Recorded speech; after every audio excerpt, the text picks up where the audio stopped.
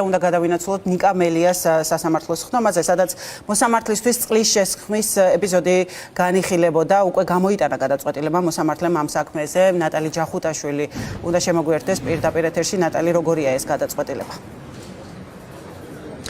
მოსამართლემ გამამტყუნებელი განაჩენი გამოიტანა ნიკა მელიას საქმეზე. სულ რამდენიმე წუთის წინ გამოაცხადა საბოლოო გადაწყვეტილება თბილისის საქალაქო სასამართლოში. მოსამართლემ და ნიკა მელიას მიუსაჯა პატიმრობა 1 წლით და 6 თვით, თუმცა სასჯელის ვადის ათვლა დაიწყება 20 ივნისიდან, იქიდან გამომდინარე, რომ წინასწარ პატიმრობაში სწორედ 20 ივნისიდან იმყოფებოდა პოლიტიკური ლიდერი უკვე ციხეში. ჩვენთან ერთად არის ახლა ნიკა მელიას ადვოკატი გიორგი კონდახიშვილი. თქვენ როგორ შეაფასებთ ამ გადაწყვეტილებას? ვიცით, რომ სხვა მოლოდინი არც გქონდათ, იმიტომ რომ მუდმივად საუბრობდით იმაზე, რომ სასამართლო იმ გადაწყვეტილებას გამოაცხადებდა, რა დაკვეთაც ექნებოდა მას ქართული ოცნებიდან. კი ბატონო, როგორც უკვე აღნიშნეთ, ჩვენ სხვა მოლოდინი არც გქონდა. ეს იყო დამოკიდებული გადაწყვეტილება იმაზე, თუ რა გადაწყვეტილებას მიიღებდა ხელისუფლება ნიკა მელიასთან მიმართებით. როგორც ჩანს, ხელისუფლებამ გადაწყვეტა, რომ ნიკა დაახლოებით წელიწადი და 2 თვით უნდა დარჩეს საპრობილეში.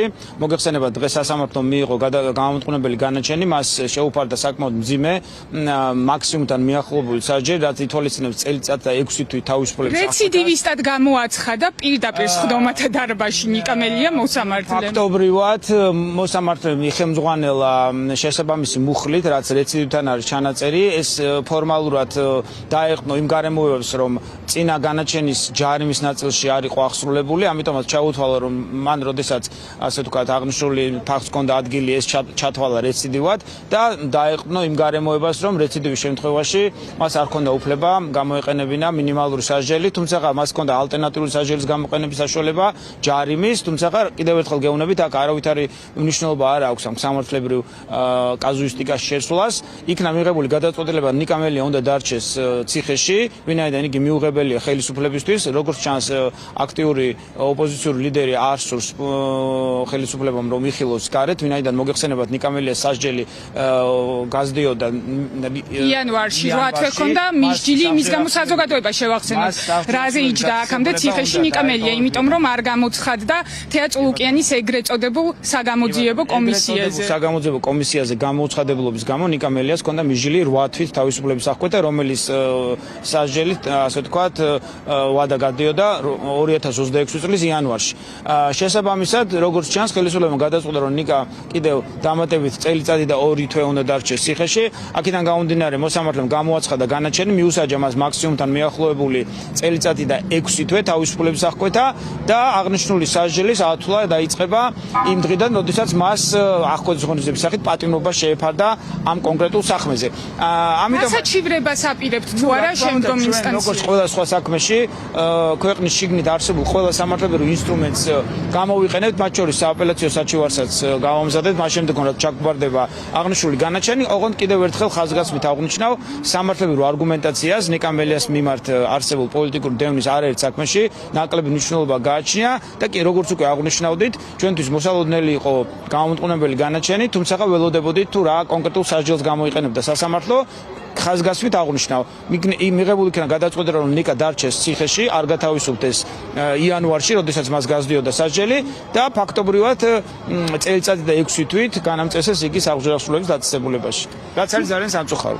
მადლობა დიდი და ანზორ მელიაც, ნიკა მელიას მამაც ესწრებოდა ამ სასამართლო პროცესს და ჩვენ შეგვიძლია გავესაუბროთ მას.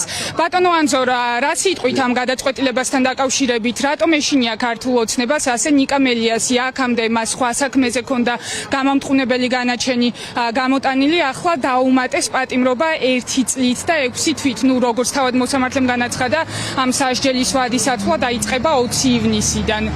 ყოველ შემთხვევაში იანვარში ვერ დატოვებს ის ციხეს.